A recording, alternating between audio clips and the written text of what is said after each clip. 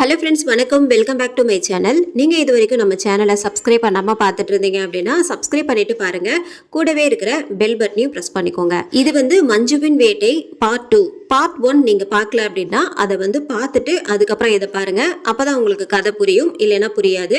இப்போ வாங்க நம்ம கதைக்குள்ள போயிடலாம். மஞ்சுவோட அம்மாவும் பரணியோட அம்மாவும் எதுவும் சாப்பிடாம கொலப்பட்டினியா இருந்தாங்க. 2 பேரையும் சாப்பிட சொல்லி சொந்தக்காரங்க ரொம்பவும் வற்புறுத்தினாங்க.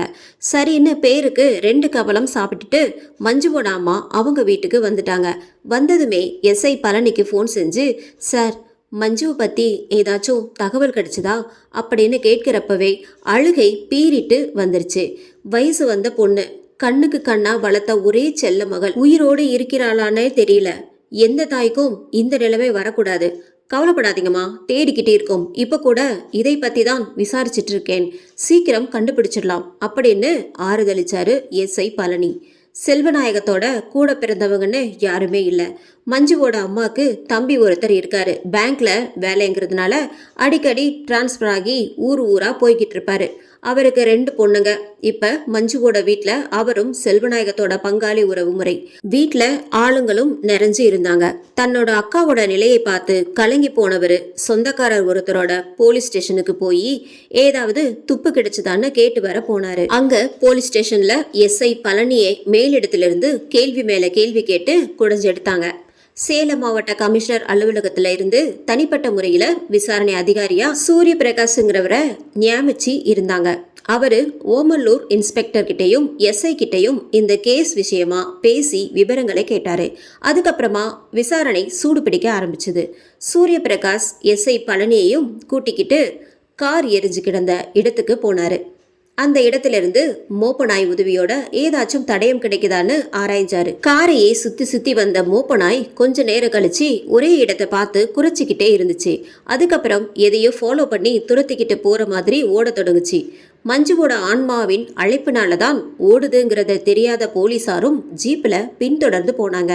செல்வநாயகத்தை கொண்ட கிணத்துக்கிட்ட வந்த உடனே சுத்தி ஓடி ஊழையிட தொடங்குச்சு. எஸ்ஐ பழனி விசாரணை அதிகாரி சூரிய பிரகாஷ் கிட்ட இதுக்கு முன்ன நடந்த விஷயங்களை பத்தி சொன்னதால கிணத்துக்குள்ள ஏதாவது இருக்குதான்னு ஆராய்ஞ்சாங்க. உள்ள ஒளி வெள்ளத்துல ஒரு இளம் பெண்ணோட சடலம் அழுகின நிலையில கிடந்ததை பார்த்தாங்க. மறுபடியும் பார்க்க முயற்சி பண்ணப்போ அந்த ஒளி வெள்ளம் மறைஞ்சி வெளிச்சம் இல்லாம இருண்டு கிடந்துச்சு. இதுக்கு முன்னாடி செல்வநாயகத்தோட உடம்பு கூட ஒரு ஒளி வெள்ளத்துல தோன்றின உருவந்தான் காட்டுச்சுங்கிற விஷயத்தையும் சொன்னாரு எஸ்ஐ பழனி. இதை கேட்ட சூரிய பிரகாஷ் அதிர்ச்சியிலையும் ஆச்சரியத்திலையும் கொஞ்சம் மிரண்டு தான் போனாரு. அதுக்கப்புறம் ஆம்புலன்ஸும் ஃபயர் சர்வீஸும் வரவழைக்கப்பட்டுச்சு. பாடியை போஸ்ட்மார்ட்டம் பண்றதுக்கு சேலம் GH கொண்டுட்டு போனாங்க. காவல் நிலையத்துல விசாரணை எவ்வளவு தூரத்துல இருக்குன்னு தெரிஞ்சுக்கிறதுக்காக ஓமலூர் வந்த மஞ்சுவோட மாமா கிட்ட விஷயத்த சொல்லி சேலம் GHக்கு வரவழைச்சாங்க. அது மஞ்சுவோட உடல் தானான்னு அவர்கிட்ட கேட்டு உறுதிப்படுத்திட்டாங்க. போஸ்ட்மார்ட்டம் செய்யப்பட்ட மஞ்சுவோட உடல் அவர்கிட்ட ஒப்படைக்கப்பட்டுச்சு. குற்றவாளியை கண்டுபிடிக்க சொல்லி ஊரே திரண்டு வந்து ஆர்ப்பாட்டம் நடத்தினாங்க. விஷயம் எல்லாம் மீடியாக்கள் மூலமாவும் தீயா பரவச்சு. அதிர்ச்சிக்கு மேல அதிர்ச்சி ஏற்பட்டா யாரால தான் தாங்க முடியும்? மஞ்சுவோட அம்மாவுக்கு சித்தம் கலங்கி போச்சு. மகளோட சடலத்தையே வெறிச்சு பார்த்துக்கிட்டு இருந்தவங்க, ஐயோ வழி விடுங்க, என்னோட புள்ளைக்கு வேர்த்து கொட்டுது, பாருங்க, ஏசிய போடுங்க, அவளோட தூக்கத்தை கெடுக்காதீங்க, யாரும் தொந்தரவு செய்யாம போங்க அப்படின்னு கத்த ஆரம்பிச்சாங்க. இவங்க நிலையை காண பொறுக்காம உற்றார் உறவினர் ஊராருன்னு எல்லோரும் கண்ணீர் விட்டு கதறினாங்க. மஞ்சுவோட ஆன்மா தன்னோட தாயோட நிலையை பார்த்து கண்ணீர் விட்டு கதறிக்கிட்டு பக்கத்திலேயே நின்றுக்கிட்டு இருந்துச்சு. கொஞ்ச நேரம் கழிச்சு உக்கிரமடைஞ்ச மஞ்சுவோட ஆன்மா, என்னோட குடும்பத்தோட அழிவுக்கு காரணமானவனுங்களை பழி வாங்கிய தீருவேன் அப்படின்னு சொல்லிட்டு அவங்கள தேடி காத்துல கலந்துச்சு. மஞ்சுவோட இறுதி சடங்கு முடிஞ்சதும் எல்லோரும் போயிட்டாங்க. மஞ்சுவோட மாமா மட்டும் தன்னோட அக்கா அப்படியே விட்டுட்டு போக முடியாதுங்கிறதுனால வள்ளிக்கிட்டையும் கண்ணையா கிட்டையும், அக்காவை கவனமா பார்த்துக்கோங்க, நான் என்னோட லீவை எக்ஸ்டெண்ட் பண்ணிட்டு வந்துடுறேன். சரிங்கய்யா, கொஞ்சம் சீக்கிரமாவே வந்துருங்க. சரி கண்ணையா, முடிஞ்ச அளவுக்கு உடனே வர பார்க்குறேன். அது வரைக்கும் யாராவது ஒருத்தர் கூடவே இருங்க அப்படின்னு சொல்லிட்டு கிளம்பினாரு. அன்னைக்கு நைட்டு வள்ளியும் கண்ணையனும் அவுட் ஹவுஸ்க்கு போகாம மஞ்சுவோட அம்மாவுக்கு துணியா படுத்துக்கிட்டாங்க. ரொம்ப நேரம் ஏதேதோ பெனாத்திக்கிட்டே இருந்தவங்க அப்புறம் மாத்திரையோட பவரால கண்ணாசினாங்க. இங்கே மகேஷ் முனியாண்டியை கூட்டிக்கிட்டு 3 பேரும் பன்னீர் உடல் கிடந்த இடத்துக்கு போனப்ப அதிர்ச்சி அடைஞ்சாங்க. அங்க பன்னீரோட உடலை காணல. சுத்தியும் தேடி பார்த்து ஓய்ஞ்சு போயிட்டாங்க. முனியாண்டி அவங்கள பார்த்து, என்னப்பா கனவு எதுவும் கண்டீங்களா அப்படின்னு சொன்னாரு. ஒருவேளை நைட்டு அடிச்ச சரக்குல போதை தெரியாம உளறானுங்களோ அப்படிங்கிற சந்தேகத்துல கேட்டாரு. இல்லைங்க, நாங்க அவனை தேடி வந்தப்போ இங்கதான் செத்து கிடந்தான். அதுக்குள்ள எப்படி மாயமா மறைஞ்சது அவனோட உடம்பு அப்படின்னு குழம்பி தவிச்சானுங்க. 3 பேரோட மனசுலையும் பயம் சிம்மாசனமிட்டு அமர்ந்துச்சு. இவனுங்களை பத்தி தெரியாத முனியாண்டி 3 பேரையும் கூட்டிக்கிட்டு பண்ணை வீட்டுக்கு திரும்பி வந்தாரு. குளிச்சு முடிச்சுட்டு முனியாண்டி கிட்ட சாப்பிட போறதா சொல்லிட்டு வெளியே கிளம்புனானுங்க. வெளியே போனதும் மகேஷ் மற்ற 2 பேரையும் பார்த்து, எனக்கு என்னவோ இந்த நிலைமையில பெங்களூர் போக பிடிக்கல. நல்ல மாந்திரிகர் யாரையாவது பார்த்து மேற்கொண்டு செய்ய வேண்டியதை செய்யலாம்னு நினைக்கிறேன். பன்னீர் இறந்து கிடந்ததை பார்த்ததுல இருந்து மற்ற 2 பேருக்கும் பயமும் கலக்கமும் மகேஷை விட அதிகமாவே இருந்துச்சு. எவ்வளவு பெரிய ரவுடியையும் சமாளிக்க தெரிஞ்சவனுங்க, ஆனா ஆவியோட யுத்தம் செய்ய முடியுமா? அதனால மகேஷோட ஆலோசனைக்கு ஒத்துக்கிட்டானுங்க. உடனே அவனுங்க கிட்ட, நாளைக்கு அமாவாசை, இந்த நாட்கள்ல தான் மெச்சேரி காளி உபாசகர் அமானுஷ்ய சக்திகளை அடக்கி கட்டுக்குள்ள கொண்டு வர பூஜையை நடத்துவார்னு கேள்விப்பட்டிருக்கேன். அதனால இன்னைக்கே மெச்சேரி போய் அங்கேயே ரூம் எடுத்து தங்கிடுவோம் அப்படின்னு சொன்னான் மகேஷ். இதுக்கு மற்ற 2 பேரும் சம்மதிச்சானுங்க. சரின்னு அவனோட ஃப்ரெண்டுக்கு தெரிவிச்சுட்டு முனியாண்டி கிட்டையும் சொல்லிட்டு கிளம்புனானுங்க. உடனே முனியாண்டி இவங்கள பார்த்து, என்னப்பா அந்த பையனை பத்தி ஏதாச்சும் தெரிஞ்சுதா அப்படின்னு கேட்டார்.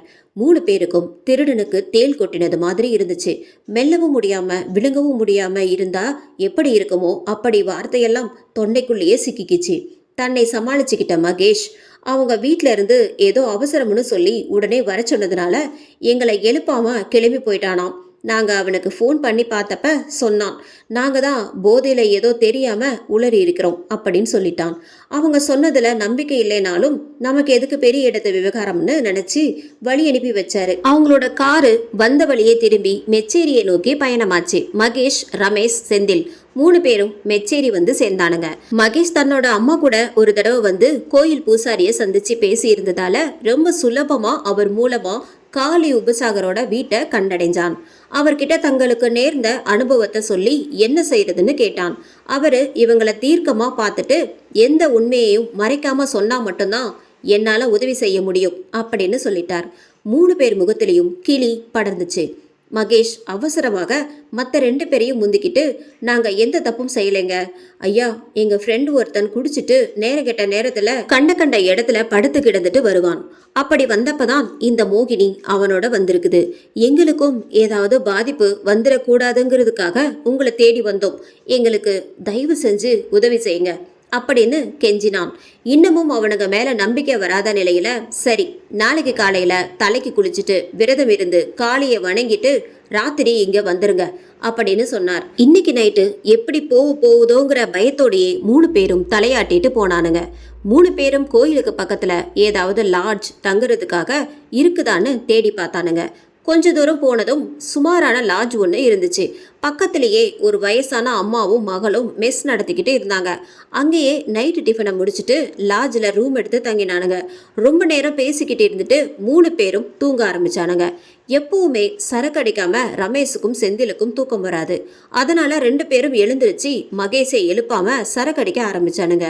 கொஞ்ச நேரத்துல போதை தலைக்கேறினதும் குறுக்கு புத்தி வேலை செஞ்சது 2 பேருக்கும். இருக்கிற பணம் நகையெல்லாம் எடுத்துக்கிட்டு மகேஷுக்கு செலவுக்கு மட்டும் வச்சுட்டு நள்ளிரவு நேரத்திலேயே கிளம்பிட்டானுங்க. காரை எடுத்துக்கிட்டு ஊர் எல்லையை தாண்டின உடனே எதிரில் இருந்த சாலையோரும் ஒரு வயசானவரும் அழகான இளம்பெண்ணும் கை காட்டி உதவி கேட்டாங்க. 2 பேருக்கும் அந்த பொண்ணை பார்த்ததும் சபலம் ஏற்பட்டுச்சு. பக்கத்துல போய் காரை நிறுத்தினதும் அந்த பெரியவர், தம்பி நாங்க வந்த காரு ரிப்பேரா போச்சு, கிருஷ்ணகிரி வர போகணும், ஏதாவது மெக்கானிக் கடையில் இறக்கி விட்டா உதவியா இருக்கும். இந்த நேரத்தில் மெக்கானிக் யாரும் வரமாட்டாங்க, காரை பூட்டிட்டு எங்களோடு வாங்க, நாங்கள் பெங்களூர் போகிறதால வழியில் கிருஷ்ணகிரியில் இறக்கி விட்டுட்டு போகிறோம் அப்படின்னு சொன்னான் ரமேஷ். அதுக்கு சம்மதிச்சு 2 பேரும் காரில் ஏறினாங்க. தர்மபுரியை நெருங்கின நிலையில் கண்ணாடி வழியை பார்த்தப்போ 2 பேரோட முகமும் பயத்தில் வெளிரி போச்சு. செல்வநாயகமும் மஞ்சுவும் அடங்காத வெறியோட உட்கார்ந்துருந்தாங்க. காரை நிறுத்தி இறங்கிடலாம்னு நினைச்சப்போ பிரேக் பிடிக்கல. கார் இவங்களோட கட்டுப்பாட்டை மீறி தானாகவே போக ஆரம்பிச்சது. பயத்துல அலறிய அலறல் வெளியே கேட்காத மாதிரி கார்ல பாட்டு ஒலி கேட்க ஆரம்பிச்சது. பஞ்சமா பாதகர்களின் பகை முடித்திட வந்தேன், பாவை இவளின் பழி தீர்த்திட வந்தேன், பாசத்தை நாசமாக்கி பாவத்தை சேர்த்தவன் பரலோகம் பார்க்கவே பாதை காட்டிட வந்தேன், பாடல் ஒலியோடு போட்டி போட்டுச்சு 2 பேரோட அட்டகாச சிரிப்பொலியும். கார் நெடுஞ்சாலையை தவிர்த்துவிட்டு தனிச்சாலையில் தறிக்கெட்டு ஓடுச்சு. தறிக்கெட்டு ஓடிய கார் வேகம் எடுத்து இவனுங்களோட ஃப்ரெண்ட் பன்னீர் காணாம போன தோப்பு பகுதிக்கு பக்கத்துல போய் நின்னுச்சு. உடனே 2 பேரும் இறங்கி திரும்பி பார்க்காம ஓட ஆரம்பிச்சானுங்க. எவ்வளவு தூரம் தான் ஓட முடியும்? ஆவியோட போட்டி போட முடியுமா? மேல் மூச்சு கீழ் மூச்சு வாங்க 2 பேரும் நின்று திரும்பி பார்த்தானுங்க. யாரையும் காணோம்னதும் ஒரு செகண்ட் நின்று ஆசுவாசப்படுத்திட்டு முன்னால 2 அடி எடுத்து வைக்கிறப்போ எதிர்ச்சியா மேல பார்த்த செந்தில் ஐயோன்னு அலறினான். ரமேஷும் மேல பார்த்துட்டு பயத்துல வியர்த்து போயிட்டான். அங்கிருந்து மரத்து மேல முகமெல்லாம் அழுகி சிதஞ்ச நிலையில பாதி உடலும் கீழே தூங்கிய நிலையில பாதி உடலுமா பன்னீரோட சடலம் கிடந்துச்சு. துர்நாத்தம் துரத்த 2 பேரும் மறுபடியும் ஓட முயற்சி பண்ணி முடியாம கால் இடறி கீழே விழுந்தானுங்க. விழுந்தவனுங்க 2 பேரையும் அந்தரத்துல தூக்கி நிறுத்தின மாதிரி இருந்துச்சு. பயத்துல கண்ணு தெரிச்சு விழுந்துடுற மாதிரி வெறிக்க பார்த்தானுங்க. ஏன்னா அங்க இவனுங்களுக்கு எதிர்க்க கோர உருவத்தோட பாதி எரிஞ்ச உடல்ல எலும்பும் சதையுமா பிஞ்சி தொங்குற பரணி இவங்களையே வெறிச்சு பார்த்துக்கிட்டு இருந்தான். அதை பார்த்த உடனே 2 பேரோட இதயமும் படபடப்புல எம்பி குதிச்சு வாய் வழியே வந்துவிடும் போல இருந்துச்சு. கத்த கூட தைரியம் இல்லாம கீழையும் குதிக்க முடியாம மேல பார்த்தவனுங்க மயக்க நிலைக்கே போயிட்டானுங்க. பின்ன இவங்க தலைக்கு மேல மஞ்சுவும் செல்வநாயகமும் முகமெல்லாம் ரத்தம் வழிய மிதந்துகிட்டே இருந்தாங்க. அவங்கள பார்த்துட்டு இருக்கிறப்பவே திடீர்னு 2 பேர் மேலேயும் நெருப்பு பிடிச்சிக்கிச்சு. சுழன்று சுழன்று பக்கத்துல தொங்கிக்கிட்டு இருந்த பன்னீரோட சடலத்தையும் சேர்த்து எரிச்சது. 2 பேரோட மரண ஓலமும் காத்த கிழிச்சுக்கிட்டு நள்ளிரவோட அமைதியே துடை தெரிஞ்சுது. மரத்துல இருந்த பறவைங்கெல்லாம் கதறிக்கிட்டு பறந்து போச்சுங்க. இந்த சத்தம் யாரோட காதுக்கும் எட்டாம போனது என்னவோ வினை பயனே அன்றி வேறொன்றும் இல்லை. பிறர்கின்னா முற்பகல் செய்யின் தமக்கின்னா பிற்பகல் தாமே விளையும் அப்படிங்கிற குரல் நினைவுக்கு வருது. இவங்களோட மரண ஓலம் மகேஷின் உள்ளுணர்வுக்கு எட்டுச்சோ என்னவோ. நள்ளிரவுல திடுக்கிட்டு எழுந்திருச்சான். பக்கத்துல படுத்திருந்த 2 பேரையும் காணோமே. ரூமுக்குள்ள இருந்த ரெஸ்ட் ரூம் வெளிவராண்டான்னு எல்லா பக்கமும் தேடியும் காணாததால ரிசப்ஷன்ல போய் விசாரிச்சான். அவங்க 2 பேரும் 1 மணி நேரத்துக்கு முன்னாடியே காரை எடுத்துக்கிட்டு வெளியே போனாங்களே அப்படின்னு சொன்னாங்க. மறுபடியும் ரூமுக்கு வந்து அவங்களோட உடைமைகளை தேடினப்ப எதுவும் இல்லாததோட பணமும் நகையும் கூட காணாததை பார்த்து விஷயத்தை யூகிச்சுக்கிட்டான். தலையில கை வச்சுக்கிட்டு கொஞ்ச நேரம் திகச்சு போய் உட்கார்ந்திருந்தான். எதுவாக இருந்தாலும் காலையில பாத்துக்கலாம்னு படுக்கையில சாஞ்சான். விடிஞ்சதும் முதல் வேலையா தலைக்கு குளிச்சுட்டு கோயிலுக்கு போனான். அமாவாசை நாட்கள்ல மெச்சேரி காளி கோயில்ல கூட்டம் தள்ளி விளக்க முடியாது. வரிசையில் நின்று சாமி தரிசனம் முடிச்சுட்டு காளி உபசாகரோட வீட்டுக்கு போனான். நைட்டு வர்றப்போ என்னென்ன பொருள் கொண்டு வரணுங்கிற பட்டியலை வாங்கிட்டு வந்தான். ரமேஷும் செந்திலும் போன காரு காலையிலேருந்து ஒரே இடத்துல நின்னதால அந்த வழியா போனவங்க வாட்ச்மேன் முனியாண்டி கிட்ட தெரிவிச்சாங்க. ஏன்னா அந்த இடத்துக்கு சொந்தக்காரர் இவரோட முதலாளி. அந்த தோப்பு பக்கம் வந்த முனியாண்டி காரை பார்த்ததும் அதிர்ச்சி அடைஞ்சாரு. ஓடி போய் உள்ள பார்த்தப்போ யாரையும் காணாததால குழம்பி போனாரு. உடனே தன்னோட முதலாளி மகனுக்கு ஃபோன் செஞ்சு, தம்பி உங்க ஃப்ரெண்டு மகேஷ் வந்த காரு யாரும் இல்லாம தனியா நிக்குது அப்படின்னாரு. அவர் உடனே மகேஷ் நம்பருக்கு ஃபோன் பண்ணி விஷயத்தை கேட்டான். அப்போதுதான் மகேஷும் விஷயம் ஓரளவுக்கு விளங்குச்சு. உடனே இவனோட கிரிமினல் மைண்ட்ல ஒரு யோசனை உதிச்சுது. நைட்ல கார் ரிப்பேர் ஆனதால அங்கேயே நிறுத்திட்டு மெக்கானிக்க கூப்பிடுறதுக்கு வந்தோம் மச்சி. கார் கண்ணாடியை கூட ஏத்தி விடாம வந்துட்டோம்னு நினைக்கிறேன். அதுக்குள்ள ஃப்ரெண்டு திடீர்னு மயங்கி விழுந்துட்டான். மப்பு ஓவர் ஆடுறதுனால இருக்கும்னு நினைச்சேன். ஆனா பேச்சு மூச்சு இல்லாம இருக்கவும் ஹாஸ்பிட்டல்ல சேர்த்துட்டு வந்துட்டு இருக்கேன். சரிடா மச்சி, நான் வேணா புறப்பட்டு வரட்டுமா? இல்லை வேணாண்டா மச்சி, காருக்குள்ளே இருக்கிற சூட்கேஸை எடுக்காமல் வந்துட்டேன். முனியாண்டி கிட்ட சொல்லி அதை மட்டும் பத்திரமா எடுத்து வைக்க சொல்கிறியா? அதுக்கு என்ன சொல்கிற மச்சான், பாய் பாய் அப்படின்னு சொல்லிட்டு ஃபோனை கட் பண்ணிட்டான். உடனே மகேஷ் கால் டாக்ஸி ஏற்பாடு செஞ்சுக்கிட்டு ஃப்ரெண்டோட பண்ண வீட்டுக்கு பயணமானான். பேராசையினால இதுவே இவனுக்கு இறுதி பயணமாக இருக்க போகிறது தெரியாமல் ஆனந்தமாக போய்கிட்டு இருந்தான் மகேஷ். பண்ணை வீட்டை அடைஞ்சப்போ மதியம் 1 மணி இருக்கும். முனியாண்டி கிட்ட சொல்லி மெக்கானிக் யாரையாவது வர சொல்லலான்னு நினைச்சான். சொன்ன பொய்ய உண்மையாக்க ஆளுக்கு முன்ன போய் காருக்குள்ள இருக்கிற ஏதாச்சும் குளறுபடி பண்ணலாம்னு பிளான் பண்ணினான். அதனால முனியாண்டி கிட்ட, அண்ணா கார் நிற்கிற இடத்துக்கு நான் முன்னால போறேன், மெக்கானிக்கை கூட்டிக்கிட்டு நீங்க அவரோட வண்டியிலேயே வந்துடுங்க அப்படின்னு சொல்லிட்டு சூட்கேஸை வாங்கிட்டு இவன் மட்டும் கார் நிற்கிற இடத்துக்கு போனான். அவன் அந்த இடத்துக்கு போனதும் அது வரைக்கும் இல்லாத சூறைக்காத்து சுழன்றடிக்க ஆரம்பிச்சது. மகேஷ் வேகமா கார் கதவை திறந்து காருக்குள்ளே உட்கார்ந்திருந்தான். ஏன்னா அடிச்ச காத்துல ஆளையே தூக்கிட்டு போயிரும் போல இருந்துச்சு. மெக்கானிக்கோட வந்த முனியாண்டிக்கும் கூட ஏதோ வித்தியாசமான உணர்வு ஏற்பட்டுச்சு. எப்பவுமே இல்லாத புது நிகழ்வா இருக்குதேன்னு நினைச்சான். காரை சரி செய்ய 1 மணி நேரம் ஆச்சு. மெக்கானிக்கு பணம் கொடுத்து அனுப்பிட்டு முனியாண்டியையும் கார்ல ஏத்திக்கிட்டு வீட்டில் போய் இறக்கி விட்டுட்டு கிளம்ப சாயந்தரம் மணி 5:30 ஆயிடுச்சு. அங்கே இருந்து கிளம்பி கொஞ்சம் தூரம் தான் போயிருப்பான். அதுக்குள்ள கார் நின்றுருச்சு. இவன் தான் மெக்கானிக்கலில் ஆட்டோமொபைல் இன்ஜினியரிங் படிச்சிருக்கானே, அதனால எடுத்து விட்ட வயர் கனெக்ஷனை சரி பார்த்தான். எல்லாம் சரியாக இருந்தும் காரை கிளப்ப முடியல. என்னென்னவோ செஞ்சு பார்த்துட்டு இருட்ட தொடங்கினதுனால கால் டாக்ஸியில் போயிடலாம்னு நினச்சான். கடைசியாக ஒரு தடவை முயற்சி செஞ்சு பார்க்கலாம்னு முயற்சியப்போ கார் ஸ்டார்ட் ஆகி ஓட தொடங்கிச்சு. ஒரே ஒரு நிமிட பயணத்துக்கு அப்புறம் தானாவே யூட்டன் அடிச்சு திரும்பி வந்த வழியே பறந்துச்சு. அவனால பிரேக் போடவோ நிறுத்தவோ முடியாத நிலையில கதவை திறந்துக்கிட்டு வெளியே பாய்ஞ்சிடலாம்னு நினைச்சான். ஆனா கதவு லாக் ஆகி திறக்க முடியாம போச்சு. உடனே காப்பாத்துங்க காப்பாத்துங்கன்னு அலற ஆரம்பிச்சப்போ காருக்குள்ள செல்வநாயகமும் மஞ்சுவும் சிரிக்கிற சத்தம் கேட்டுச்சு. கார் அந்த தோப்புக்கு பக்கத்துல போய் நின்னுச்சு.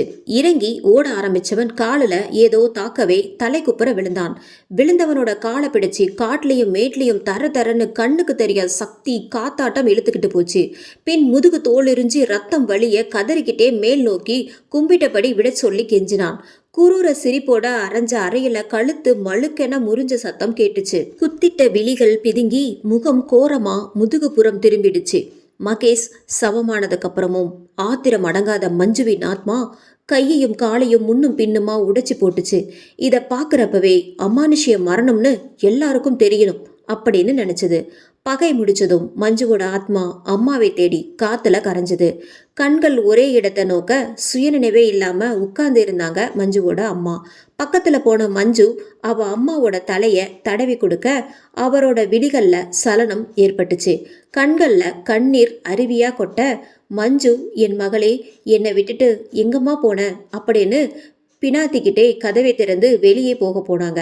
இந்த சத்தத்துல எழுந்திருச்சு வள்ளியம்மா ஓடி வந்து சமாதானப்படுத்தி படுக்க வச்சா. அங்கே இருள் பிரியாத விடியல்லையே அந்த வழியா போனவங்க முதல் நாள் கார் நின்ன அதே இடத்துல இன்னும் நிக்கிறத பார்த்து அதிர்ச்சியும் ஆச்சரியமும் அடைஞ்சாங்க. கார் நின்ன இடத்துல இருந்து கொஞ்ச தூரத்திலேயே மகேஷோட உடலையும் அது கிடந்த கோரத்தையும் பார்த்தவங்க அலறி அடிச்சு வந்த வழியே ஓட்டம் எடுத்தாங்க. உடனே விஷயம் தர்மபுரி போலீஸ் நிலையத்துக்கு எட்டுச்சு. காவலாளி முனியாண்டியும் வந்து பார்த்துட்டு அவனோட முதலாளி மகனுக்கு விஷயத்தை சொல்லி உடனடியாக வர சொன்னான். போலீஸ் ஸ்டேஷன்ல இருந்து எஸ்ஐ முரளிதரனும் கான்ஸ்டபிள்களும் வந்து சம்பவ இடத்துக்கு விரைஞ்சாங்க. அங்கிருந்தவங்க கிட்ட யார் முதல்ல பார்த்தது, இந்த இடம் யாரோடது அப்படின்னு கேட்டு விசாரணை நடத்தினாரு. எல்லோரும் முனியாண்டிய கை காட்டிட்டு ஒதுங்கிக்கிட்டாங்க. முனியாண்டி நடந்ததை எல்லாத்தையும் ஒண்ணு விடாம சொன்னாரு. சரி, உன்னோட முதலாளி வந்த உடனே போலீஸ் ஸ்டேஷனுக்கு விசாரணைக்கு வர சொல்லு அப்படின்னு சொல்லிட்டு காரை ஆராய்ஞ்சாரு. அதுக்குள்ள ஆம்புலன்ஸும் ஃபாரன்சிக் ஆட்களும் வந்து சேர்ந்தாங்க. சடலத்தை போஸ்ட்மார்டம் செய்ய தர்மபுரி ஜிஹெச்சுக்கு அனுப்பி வச்சாரு.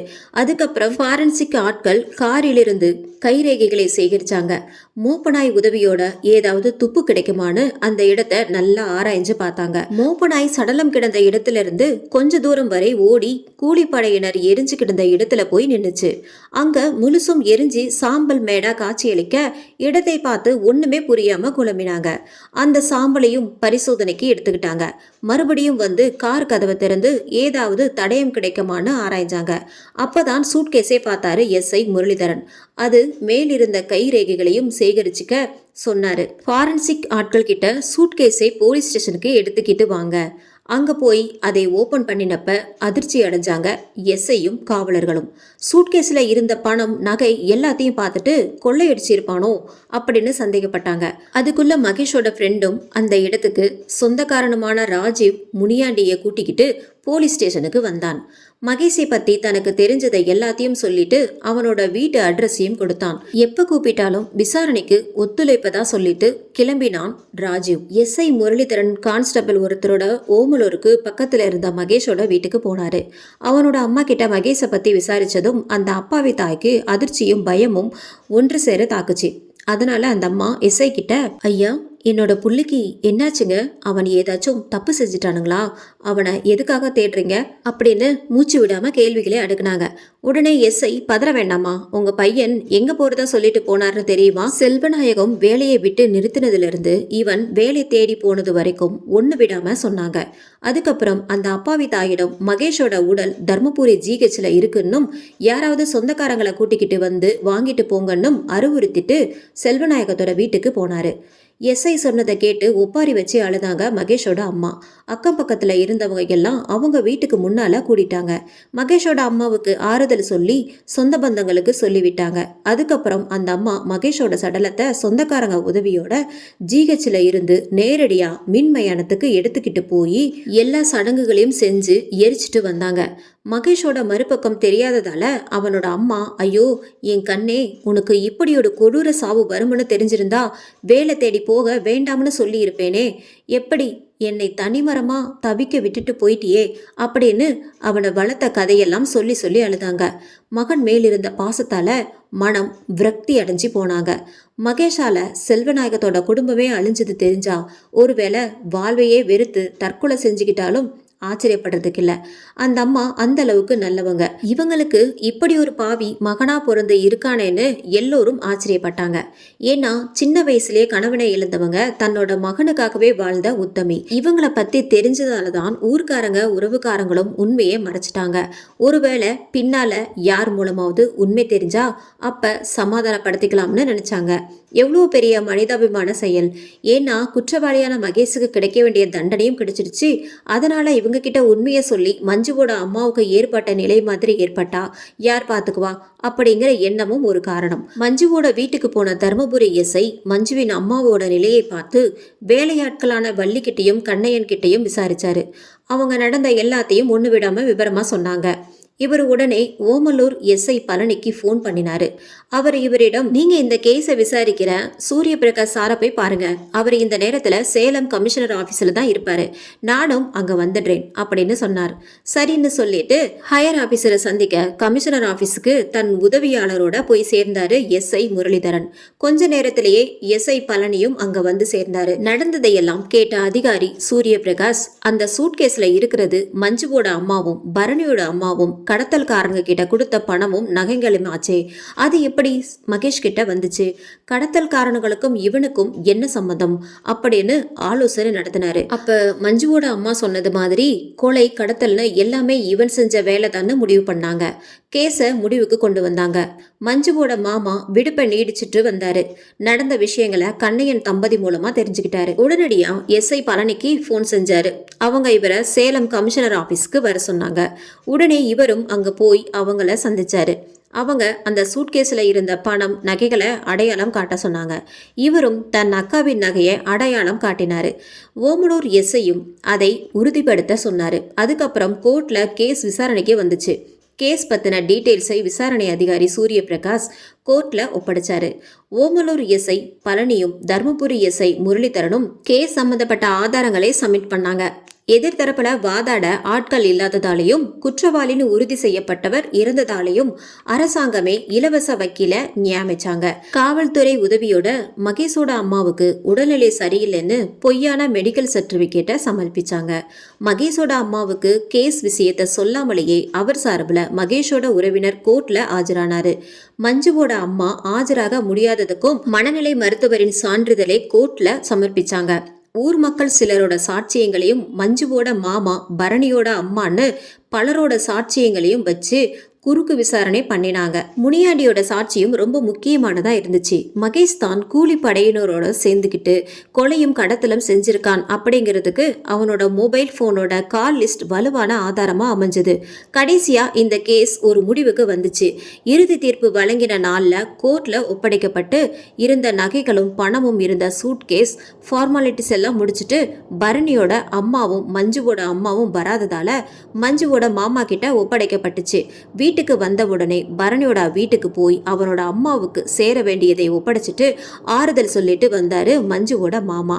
அதிக அலைச்சலால சாப்பிட்டு விட்டு படுத்த உடனே தூங்கிட்டாரு அவரு. நள்ளிரவுல நாய் ஊளையிடுற சத்தமும் ஊங்கிற ஓசையிடுற ஊழி காத்தோன்னு அச்சப்படுற வேகத்துல அடிச்ச காத்தும் ஒரு அமானுஷ்ய சூழலை ஊருக்குள்ளேயே உருவாக்குச்சு. மஞ்சுவோட ஆத்மா தன் தாயோட நிலைய பார்த்து குமுறியபடி ஊரையே வலம் வந்துகிட்டு இருந்துச்சு. அடுத்த நாள் மஞ்சுவோட மாமா தன்னோட தமக்கையே அழைச்சிக்கிட்டு நல்ல மனநல மருத்துவர்கிட்ட போனாரு. அவரோட அறிவுரைப்படி மாத்திரை கொடுத்ததும் கவுன்சிலிங் கொடுத்தும் வந்ததுனால நல்ல பலன் கிடைச்சது. கொஞ்சம் கொஞ்சமா இழப்பிலிருந்து மீண்டு வந்து இயல்பான நிலைக்கு திரும்பினாங்க. படிப்படியா மாத்திரைகளை குறைச்சிக்கிட்டே வந்து ஒரு கட்டத்துல நைட்டு மட்டும் மாத்திரை எடுத்துக்க ஆரம்பிச்சாங்க. மாசத்துக்கு ஒரு தடவை மட்டும் கவுன்சிலிங்க்கு போயிட்டு வந்தாங்க. இதுக்கடையில நெசவு தறியையும் குடோனையும் வித்துட்டு எல்லோருக்கும் சம்பள பாக்கிய கொடுத்தாரு மஞ்சுவோட மாமா. அது மட்டும் இல்லாம பட்டு நூல் வாங்கினது, முன்பணம் கொடுத்ததுன்னு இருந்த எல்லா கடன்களையும் அடைச்சாரு. விவசாய நிலங்கள்ல பாதிய வித்தாரு. அந்த பணத்துல இருந்து முதலீட்டுக்குன்னு வாங்கின கடன்களையும் அடைச்சிட்டு விவசாய நிலத்துல வேலை பார்த்த தொழிலாளங்களுக்கு கொடுக்க வேண்டிய கூலியையும் கொடுத்தாரு. மிச்சம் இருந்த பணத்தை அவரோட அக்காவோட பேர்ல பேங்க்ல டெபாசிட் பண்ணாரு. மீதி இருந்த விவசாய நிலங்களை ரொம்ப நெருங்கின பங்காளி உறவு முறை உள்ளவர்கிட்ட குத்தகைக்கு விட்டாரு. இந்த வேலைங்களை முடிக்கிறதுக்குள்ள அவரோட மருத்துவ விடுப்பு முடிஞ்சு பணியில சேர வேண்டிய நாளும் வந்துருச்சு. தன் தங்கையோட உடல்நிலை சீரானதுனால அவளை தன்னோட வர சொல்லி கூப்பிட்டாரு. அதுக்கு மஞ்சுவோட அம்மா மறுத்துட்டு, இங்க இருந்தாதான் அவங்க 2 பேரும் என்னுடைய இருக்கிறது போல ஒரு ஆத்ம திருப்தி கிடைக்குது.